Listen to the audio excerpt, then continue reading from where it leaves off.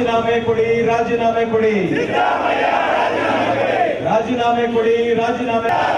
ಮೂಡ ಹಗರಣದ ರೂವಾರಿ ಸಿದ್ದರಾಮಯ್ಯಂಗೆ, ಮೂಡ ಹಗರಣದ ರೂವಾರಿ ಕಾಂಗ್ರೆಸ್ ಸರ್ಕಾರಕ್ಕೆ, ಭ್ರಷ್ಟ ಮುಖ್ಯಮಂತ್ರಿ ಸಿದ್ದರಾಮಯ್ಯಂಗೆ. ನಾವು ಇವತ್ತಿನ ದಿವಸ ಯಾಕೆ ಸೇರಿದ್ದೀವಿ ಅಂತ ತಮ್ಮೆಲ್ಲರಿಗೂ ಗೊತ್ತಿದೆ.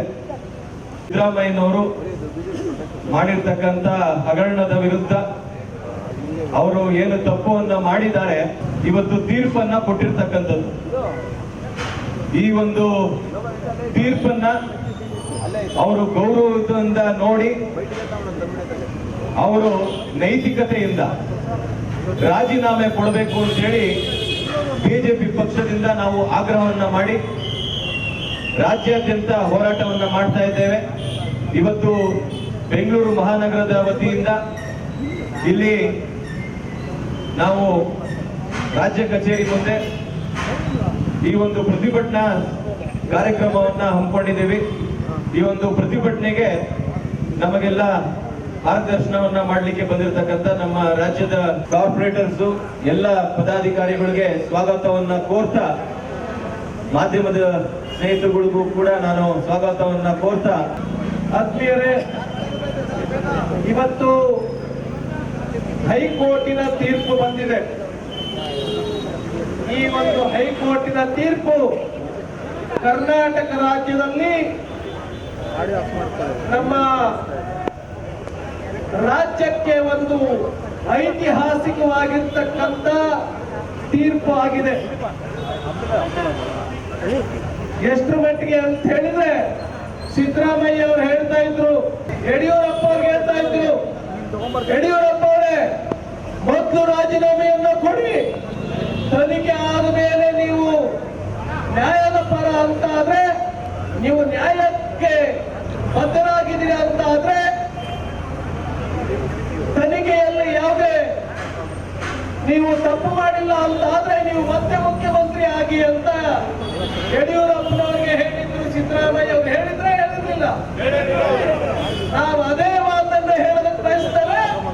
ಮಾನ್ಯ ಸಿದ್ದರಾಮಯ್ಯ ಅವರೇ, ಇವತ್ತಿನ ಹೈಕೋರ್ಟ್ ತೀರ್ಪು ಏನು ಬಂದಿದೆ, ಆ ತೀರ್ಪಿನ ಆಧಾರದ ಮೇಲೆ ನೀವು ರಾಜೀನಾಮೆಯನ್ನು ಕೊಡಿ. ನೀವು ಬೇಕಾದ್ರೆ ತನಿಖೆ ಆದ ನಂತರ ನೀವು ತಪ್ಪು ಮಾಡಿಲ್ಲ ಅಂತ ಆದ್ರೆ ನೀವು ಮತ್ತೆ ಮುಖ್ಯಮಂತ್ರಿ ಆಗಿ ಬನ್ನಿ, ನಮ್ದು ಯಾವುದೇ ವಿರೋಧ ಇಲ್ಲ. ಆದ್ರಿಂದ ಮೊದಲು ನೈತಿಕ ಹೊಣೆಯನ್ನು ಹೊತ್ತು ಕಾನೂನಿನ ಆಧಾರದ ಮೇಲೆಯೂ ಕೂಡ ರಾಜೀನಾಮೆಯನ್ನು ಕೊಡಬೇಕು ಅಂತ ಹೇಳಿ ನಾನು ಈ ಸಂದರ್ಭದಲ್ಲಿ ಆಗ್ರಹ ಪಡಿಸ್ತೇನೆ. ಸೈಟ್ಗಳನ್ನ 50 ಮೇಲೆ ಹಂಚಿದ ಸರ್ಕಾರ, ಆದ್ರಿಂದ ನೀವು ರಾಜೀನಾಮೆಯನ್ನು ಕೊಡಬೇಕು. ಎರಡನೇ ಅಂಶ, ಫಲಾನುಭವಿಗಳು ಹೊರಗಿನವರಲ್ಲ.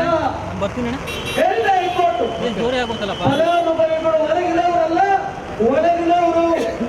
ಅದರಲ್ಲೂ ಒಳಗಿನವರು ಅಷ್ಟೇ ಅಲ್ಲ, ನಿಮ್ಮ ಪತ್ನಿಯೇ ಆಗಿದ್ದಾರೆ. ಪಾರ್ವತಿ ಮೇಡಮ್ ಅವರು ನಿಮ್ಮ ಪತ್ನಿ, ನಿಮ್ಮ ಹೆಂಡತಿ. 14 ಸೈಟ್ ಅನ್ನ ಅವರು ನಿಮ್ಮ ಒಳಗಿನವರೇ, ನಿಮ್ಮ ಕುಟುಂಬದವರೇ, ನಿಮ್ಮ ಮನೆಯವರೇ ಪಡೆದಿದ್ದಾರೆ. ಹಾಗಾಗಿ ನೀವು ತಪ್ಪು ಮಾಡಿದ್ದೀರಿ, ರಾಜೀನಾಮೆ ಕೊಡಬೇಕು, ಕೊಡಬಾರ್ದ? ಆದ್ರಿಂದ ರಾಜೀನಾಮೆಯನ್ನು ಕೊಡಬೇಕು ಅನ್ನುವಂತ ಮಾತನ್ನ ನಾನು ಈ ಸಂದರ್ಭದಲ್ಲಿ ಹೇಳೋದಕ್ಕೆ ಬಯಸ್ತೇನೆ.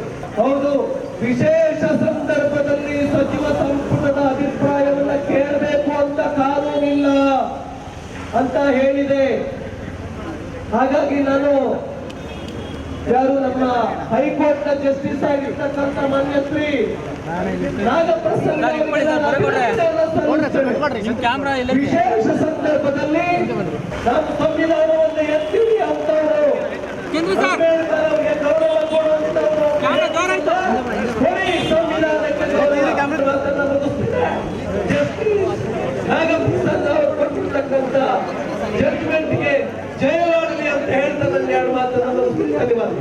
ಜವಾಬ್ದಾರಿ ಹೊತ್ತು ಹೋರಾಟದಲ್ಲಿ ಪಾಲ್ಗೊಂಡಿರ್ತಕ್ಕಂಥ ಎಲ್ಲ ಕಾರ್ಯಕರ್ತರುಗಳೇ ಮಾತನಾಡಿದ್ದಾರೆ. ಮಾನ್ಯ ಮುಖ್ಯಮಂತ್ರಿ ಸಿದ್ದರಾಮಯ್ಯ ಅವರೇ, ಪ್ರತಿವರ್ತಿ ನಾವು ಮಾತಾಡಿ ಅಭ್ಯಾಸ ಇಲ್ಲ, ಮಾತಾಡೋದಿಲ್ಲ. ನೀವು ಭ್ರಷ್ಟಾಚಾರಕ್ಕೆ ಜಾತಿಯನ್ನು ಗುರಾಣಿಯಾಗಿ ಬಳಸಬೇಕು. ನಿಮ್ಮ ಭ್ರಷ್ಟಾಚಾರದ ರಕ್ಷಣೆಗೆ ಕಾಂಗ್ರೆಸ್ ಪಾರ್ಟಿಯನ್ನು ಗುರಾಣಿಯಾಗಿ ಬಳಸಬೇಕು. ಗ್ಯಾರಂಟಿ ನ್ಯೂಸ್, ಸುದ್ದಿ ಖಚಿತ, ನ್ಯಾಯ ನಿಶ್ಚಿತ.